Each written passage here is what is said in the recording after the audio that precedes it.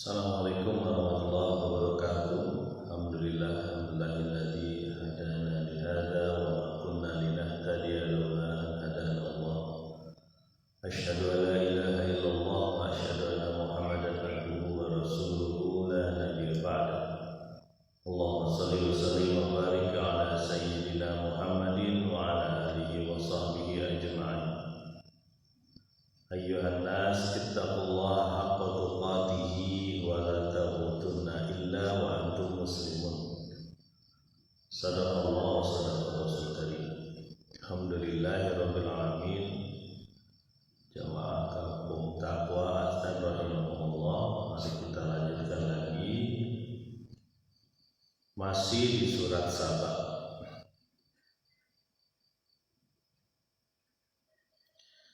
Kemarin kita sudah sampaikan bagaimana perilaku penduduk Sabah yang sudah dihancur leburkan oleh banjir besar karena jebolnya bendungan yang mereka buat, bendungan yang menjadikan kebanggaan bagi mereka, menjadi sumber kehidupan yang melimpah ruah kemakmuran, tapi yang terjadi adalah membuat keingkaran. Kemudian terjadilah kebun-kebun yang tadinya indah berubah menjadi kebun-kebun yang hanya ditumbuhi tanaman-tanaman yang relatif tidak berguna makanya mereka harus memenuhi kebutuhan hidupnya dengan berjalan ke sana ke sini sampai mereka juga meminta kepada Allah untuk dijauhkan perjalanannya dan mereka berlaku ingkar, sudah diberi peringatan marah tetap saja tidak sabar terhadap ujian dan tidak bersyukur terhadap nikmat. Mari kita lanjutkan di ayat yang ke-20 surat Al-Ahzab. Bismillahirrahmanirrahim. Walaqad saddaqa alaihim Iblis dhannahu fattaba'uhu illa fariqam minal mu'minin. Dan sungguh iblis sudah menemukan pembenarannya terhadap persangkaan mereka, persangkaan iblis terhadap mereka. Maka mereka mengikuti iblis kecuali sebagian dari orang-orang yang beriman. Nah, ayat ini mengingatkan kita kembali bahwa perilaku manusia itu adalah pertarungan abadi antara anak cucu Adam dengan iblis. Kita tahu bahwa iblis adalah aduwwum mubin, musuh kita yang paling nyata yaitu iblis. Dan akhlak mereka itu dipengaruhi oleh iblis. Siapa? Orang-orang yang tidak mau bersyukur Dan iblis sudah mengetahui atau mendapat pembenaran terhadap sangkaannya iblis bahwa iblis mampu menyesatkan manusia. Sukses dia di kaum ini. Iblislah sukses menyatakan kebenarannya bahwa saya bisa menyesatkan manusia, seperti kisahnya Adam waktu itu Adam alaihissalam, bahwa dia akan menyesatkan anak cucu Adam dan ini sukses didapat. Jadi ini yang perlu kita ingat terus, bahwa kelakuan manusia itu berhubungan dengan perilaku iblis. Gimana caranya supaya disesatkan? Jadi kisah Saba ini salah satu contoh kaumnya, satu kaum yang sukses disesatkan oleh iblis. Fattaba'u, lalu kaum tersebut mengikuti iblis, mengikuti pola-pola hidupnya, mengikuti cara-caranya. Kan iblis kan tidak bersyukur ya. Diberi kekuasaan, diberi kekuatan, diberi kenikmatan ya, di surga. Ketika ada perintah dari Allah malah nolak ya. Jamaah kamu takwa astagfirullah. Illa fariqam minal mu'minin, kecuali sebagian, yaitu dari orang-orang yang beriman. Nah, di dalam masyarakat itu ada yang begitu. Ada orang-orang yang teguh pendirian, ya. Yaitu orang-orang yang beriman. Berarti kaum ini ada juga orang yang beriman yang gitu.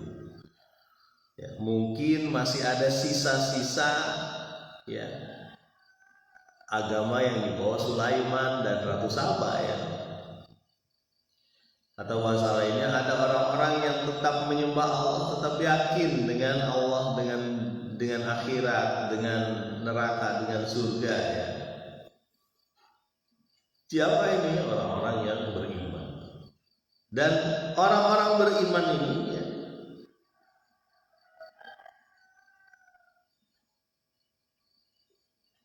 mungkin itu menjadi satu sebab sehingga kaum ini tidak dimusnahkan secara hancur, sehancur-hancurnya ya. Ada orang-orang yang beriman.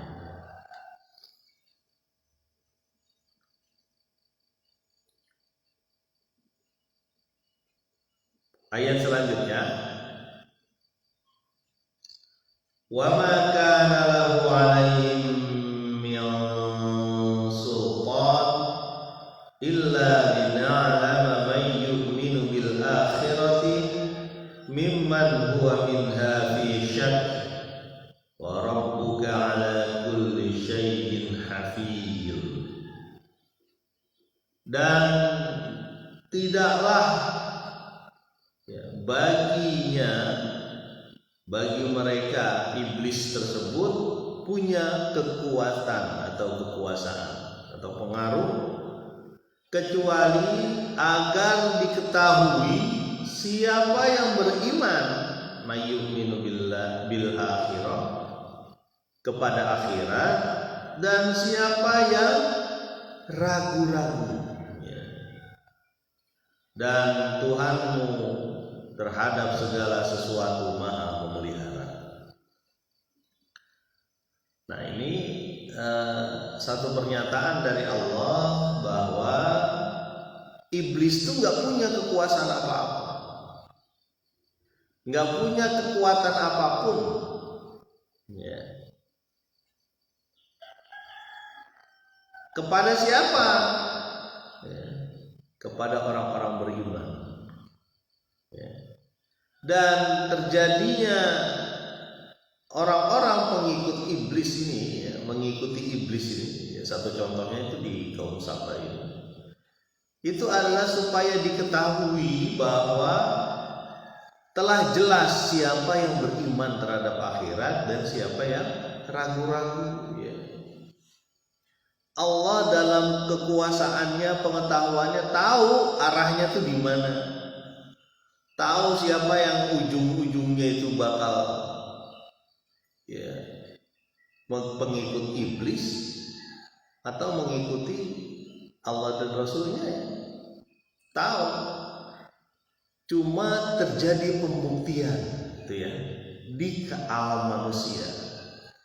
Jadi jelas ya, mana yang beriman kepada hari akhir, mana yang ragu-ragu atau mana yang menolak. Jadi sebab-sebabnya terlihat. Itulah cara Allah mendidik manusia ini. Jadi sebab-sebabnya itu terlihat. Kenapa? Ya, Allah berikan satu takdir A, karena ada masalah di B. Gitu. Ya, Allah sudah tahu, namanya Allah yang menciptakan kita ya. Allah sudah tahu ujungnya itu kita itu gimana ya. Makanya kita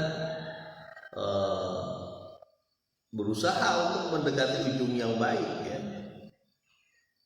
Dimudahkan kita. Makanya kemarin kita sudah sampaikan ya, man yuridullahu khairan yufaqihu fiddin. Siapa yang dikehendaki Allah kebaikan, maka akan difahamkan agamanya. Artinya orang-orang yang mendekati itu, mendekati keilmuan, mendekati agama, mendekati akhlak yang baik, dan dimudahkan itu sama Allah. Makanya kita minta untuk dimudahkan mendekatinya. Ya. Kita minta untuk dimudahkan hati kita melangkah ke masjid, ke musola, ke majelis taklim. Ya, kita minta dimudahkan anak-anak kita, istri atau suami kita ya, untuk mendekatkan diri kepada Allah. Ya. Datang ke majelis, datang ke masjid, ya. Datang ke majelis ilmu, majelis zikir. Ya. Jangan dibiarkan aja anak dan istri kita itu tidak ikut taklim, tidak ikut datang ke musola. Jangan dibiarkan. Kenapa? Karena jangan sampai kita menjadi pengikut musuh sejati kita ini. Ya. Dan memang may yu'minu bil akhirati mimman huwa minha fi syak. Jadi jelas mana yang beriman atau yakin dengan akhirat dan siapa yang ragu-ragu, syak. Ya, atau siapa yang menolak. Jadi jelas. Ya. Dan kemudian kisah Sabah ini, kisah tentang Sabah ini di ujung ayatnya, ayat ke-21 ini, tersambunglah dengan kisah manusia secara keseluruhan. Karena manusia itu berada dalam pengawasan Allah. Bumi pun berada dalam perlindungan, dalam pemeliharaan Allah. Jadi yakin bahwa kita itu ada yang mengawasi, melindungi.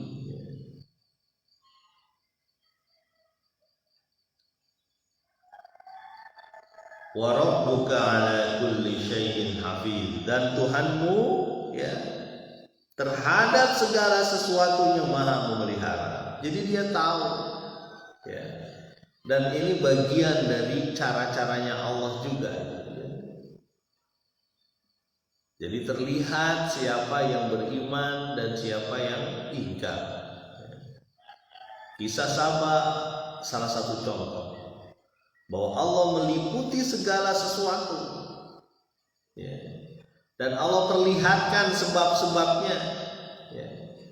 Contohnya misalnya yang kisah Nabi Lut yang kaumnya itu layak untuk dihancurkan karena memang lewat dari sisi fitrah manusia.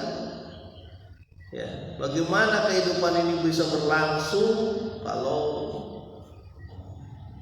laki-laki menyukai laki-laki? Jadi wajar kalau itu dihancurkan. Sampai ada juga ya, negeri-negeri yang curang dalam ekonomi, ya, dalam perdagangan, ya, mengurangi takaran dan timbangan, layaknya itu kan.